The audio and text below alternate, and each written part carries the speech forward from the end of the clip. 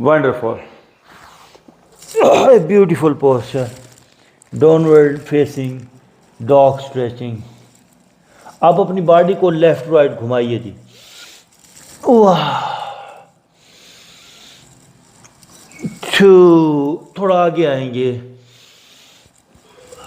3. 4. 5. 10 तक कम अज कम एक side. 6. Depression को तोड़ के रख देने वाला वर्कआउट है ये. बॉडी को इलाइन कर देता है, बॉडी नरम हो जाती है.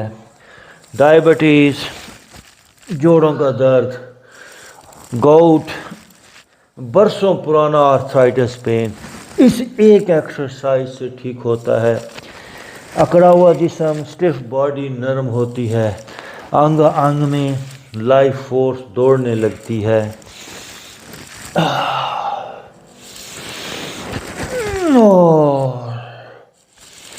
Okay, boss. Yogi Haider has spent several years abroad learning the art of yoga, meditation, and ancient Eastern health remedies. His expertise covers all forms of yoga, including Hatha Yoga, Kundalini Yoga, Pranayama, and many meditation techniques. Yogi Haider also spent ample time with the yogis of Himalayas.